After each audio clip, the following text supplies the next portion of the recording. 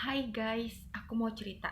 Kalau sekilas ngelihat aku, orang gak akan menyangka kalau aku adalah penyintas kanker. Sampai hari ini, aku gak tahu apakah aku tuh udah sembuh dari kanker atau belum. Karena semenjak selesai kemo, aku baru 1 kali untuk periksa ke dokter. Dan dokter aku bilang, ada baiknya kamu jalani hidup kamu dengan happy, kamu gak perlu pikirin kanker kamu, dan kamu rasakan bagaimana tubuh kamu bereaksi. Kalau ada keluhan sakit, nanti datang lagi. Dan puji Tuhan, saya tidak pernah lagi merasakan yang namanya sakit ya. Memang ada sedikit perbedaan setelah ataupun sebelum saya ketahuan kanker, apalagi ketika selesai menjalani kemoterapi. Saya menjalani kemoterapi 6 kali dan pasti sudah tahu efek umum dari kemoterapi itu memang sangat menyiksa tubuh sekali. Tapi bagi saya pribadi, yang saya rasakan, saya baik-baik saja dan saya merasa saya sudah sehat, saya tidak kekurangan satu apapun. Nah, itulah yang mau saya saksikan, bagaimana Tuhan itu luar biasa memberkati saya dan masih mengizinkan saya untuk bertobat, masih mengizinkan saya untuk hidup. Artinya Tuhan masih memberikan kesempatan kepada saya untuk merubah hidup saya. Ya, meskipun masih banyak pertanyaan, Tuhan kenapa saya, Tuhan kenapa saya? Dan banyak hal pada tahun 2020 yang terjadi, dan tentu kita semua juga merasakan hal yang sama. Meskipun dalam konteks yang berbeda, dengan permasalahan yang berbeda, saya juga percaya bahwa Tuhan itu mengizinkan masing-masing umatnya diizinkan diberikan pencobaan sesuai dengan kemampuannya. Dan itu yang saya berusaha sangat keras untuk memahami itu. Walaupun jujur saya akui, saya juga manusia biasa yang saya sering sekali terkadang saya mengeluh, Tuhan kenapa ya kayak gini, Tuhan kenapa ya kayak gini. Sebagaimana kita tahu bahwa tahun 2020 kita disibukkan dengan corona, dan begitu juga dengan saya. Ketika saya harus menghadapi kemoterapi, terpaksa mungkin keadaan berbeda ya di rumah sakit. Nggak bisa seenaknya datang ke rumah sakit. Itulah salah satu hal juga yang membuat saya itu enggan sekali untuk datang periksa lagi ke rumah sakit. Meskipun juga memang saya tetap akan mengontrol rutin kondisi kesehatan saya. Dan diperparah lagi, hal yang saya alami itu banyak banget hal buruk yang saya alami di tahun 2020. Selain saya harus menjalani kemoterapi, di akhir tahun 2020, bulan Desember tepatnya, saya cuma punya harta satu-satunya, yaitu sepeda motor. Sepeda motor itu saya cicil selama 3 tahun saya bekerja, sedikit-sedikit dengan gaji yang belum UMR, meskipun saya pada saat ini kerja di kota Bandung yang besar. Saya harus bisa membagi waktu dan membagi penghasilan saya untuk tempat tinggal saya, untuk makanan saya, untuk orang tua saya, dan tentu untuk biaya kesehatan saya pribadi, dan juga untuk cicilan motor dan ngekos. Saya di sini kos.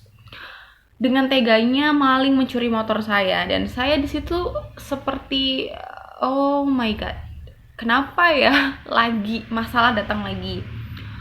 Oke, saya merasa sudah baik-baik saja dengan tubuh saya, tapi kok Tuhan izinkan masalah ini? Saya tuh udah gak punya apa-apa loh gitu. Kenapa Tuhan izinkan masalah ini terjadi? Akhirnya benar-benar seperti seolah-olah semua hal yang saya miliki Tuhan ambil, dan Tuhan mengosongkan diri saya. Di situ saya belajar satu hal. Mungkin selama ini saya sering sekali mengandalkan diri saya sendiri. Lalu ketika banyak hal terjadi, banyak hal buruk yang saya alami ketika pencobaan itu datang, saya menyadari saya tidak butuh siapa-siapa, kecuali saya hanya butuh Tuhan untuk tolong saya, untuk mampukan saya, untuk beri saya kekuatan bahwa memang ternyata di dunia ini tuh ya seperti ini keadaannya. Dunia ini sangat buruk, tapi ada satu janji Tuhan kan, bahwa akan ada tempat yang nyaman yang suatu kelak kita akan tinggali. Satu berkat Tuhan lagi, bulan Januari ini kontrakan rumah saya itu habis, dan biaya kontrak rumah itu nggak murah ya, untuk menurut saya. Mungkin bagi kalian itu segitu doang, kecil gitu. Jadi saya berpikir, aduh Tuhan, dapat uang dari mana ya saya mau dapat uang sebanyak itu. nggak mungkin dalam waktu sebulan, oke, aku cuman ada uang segini Tuhan. Sedangkan saya butuhnya itu mau kata hampir 10 juta ya.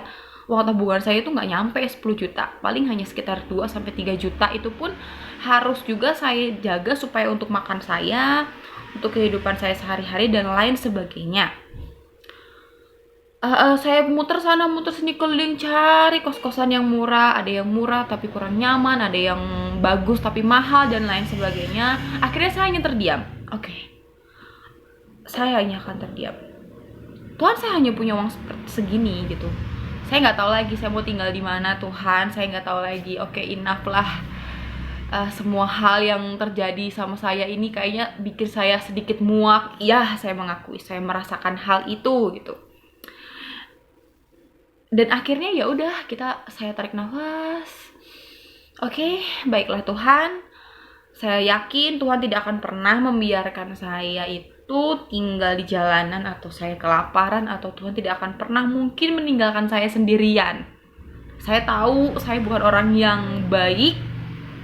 Saya bukan orang yang benar di hadapan-Mu Tuhan, tapi Tuhan kasih sama saya, Tuhan begitu baik sama saya. Saya mau buktikan itu Tuhan baik sama saya.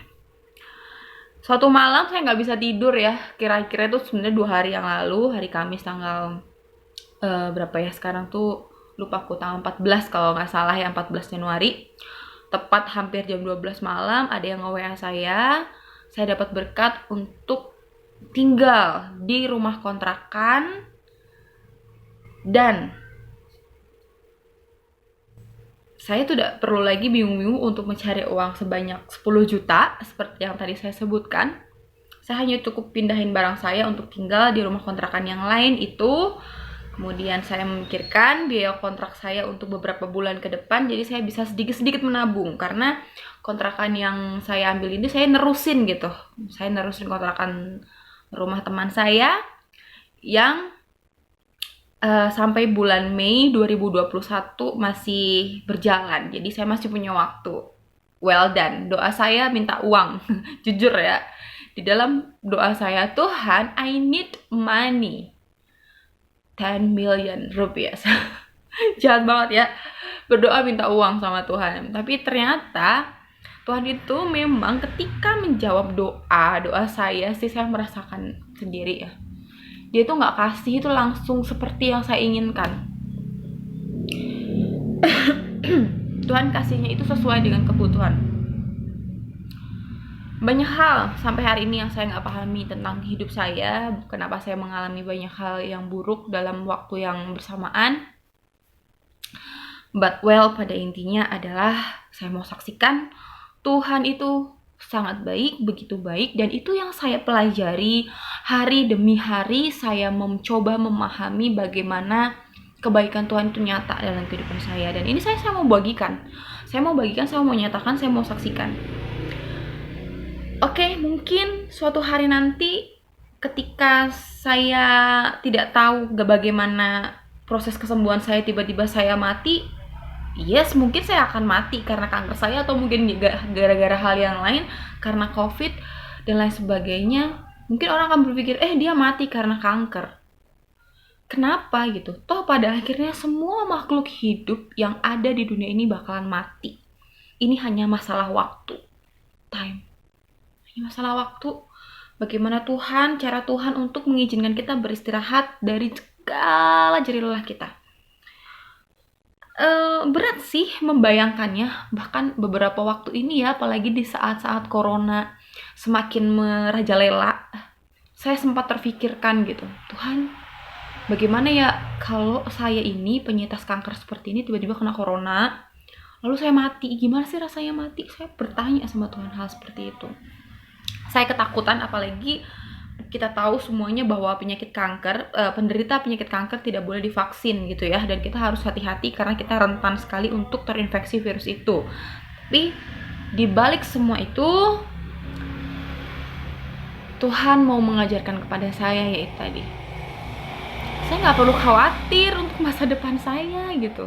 Jalani hari ini yang terbaik. Kesusahan sehari cukup untuk sehari, besok ada kesusahannya sendiri. tugas saya sebenarnya simple sih, dan ini yang baru saya mau pelajari dan saya sangat sulit sekali mencapai titik ini. Matius 6 ayat 33, tetapi cari dahulu kerajaan Allah dan kebenarannya, maka segalanya itu akan ditambahkan kepadamu. Ini sebenarnya tugas saya, tapi jujur ya, Tuhan, saya masih mempelajari ini. Bagaimana saya mau mengutamakan Tuhan, sedangkan saya seperti ini, saya ini butuh ini, tapi kayaknya Tuhan tuh begitu jauh dari saya, dan sebagainya. Tetapi terlewat dari semua itu, inilah yang mau saya saksikan. Bagaimana proses saya menjalani hidup, bagaimana saya mulai belajar untuk sedikit demi sedikit menapaki kehidupan saya. Saya percaya Tuhan pelihara saya percaya Tuhan mau selalu menjagai saya percaya bahwa Tuhan mau saya kembali sama Tuhan, menjadi orang yang lebih baik lagi, menjadi saksi pada orang lain betapa baiknya dan luar biasanya Tuhan ketika kita mau percaya dan bergantung padanya. Saya bukan manusia yang sempurna, saya menyadarinya. Saya belum mencari kerajaan surga. Saya belum melakukannya, Tuhan. Benar, tapi saya mau berusaha melakukannya.